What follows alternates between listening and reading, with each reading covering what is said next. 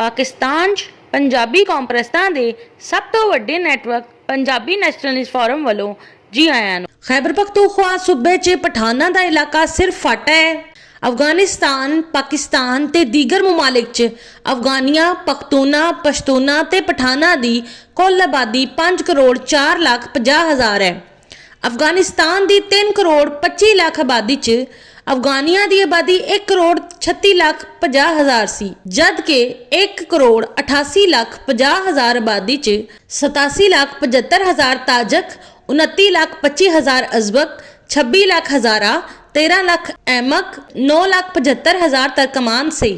लेकिन 30 लाख अफगानिया दे पाकिस्तान ते 6 लाख 50 हज़ार अफगानिया दे ईरान ते दीगर मुमालिक च चले जाने की वजह तो हुण अफगानिस्तान च सिर्फ 1 करोड़ अफगानी बचे ने। फाटा च 50 लाख ते खैबर पख्तूनख्वा च 2 करोड़ 34 लाख 50 हज़ार पख्तून रहिंदे ने। बलोचिस्तान च 46 लाख पश्तून रहिंदे ने। इस्लामाबाद च 4 लाख, पंजाब च 22 लाख, सिंध च 3 लाख 50 हज़ार ते कराची च 22 लाख पठान रहिंदे ने, जबकि 30 लाख अफगानी फाटा, खैबर पख्तूनख्वा, बलोचिस्तान, पंजाब, सिंध ते कराची च बिखर चुके ने।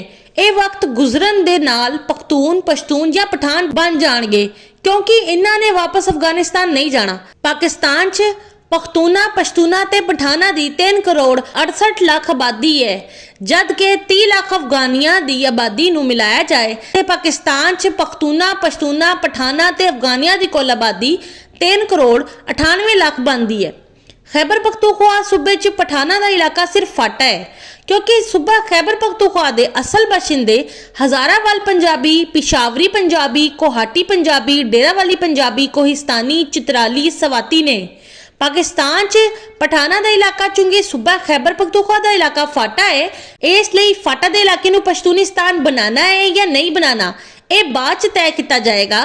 पहले इस्लामाबाद, पंजाब, सिंध, कराची, बलोचिस्तान, खैबर पख्तूनख्वा च मौजूद पठाना नूं फाटा मुंतकिल किया जाए, क्योंकि पश्तूनिस्तान के क्याम के बाद पठाना नूं इस्लामाबाद, पंजाब, सिंध, कराची, बलोचिस्तान, खैबर पख्तूनख्वा च रहन का हक नहीं होएगा। पठान बुनियादी तौर पर कब्जागीर ने, इसलिए पश्तूनिस्तान के क्याम के बाद पठाना ने इस्लामाबाद, पंजाब, सिंध, कराची, बलोचिस्तान, खैबर पख्तूनख्वा चों निकलण च इनकार कर देना है।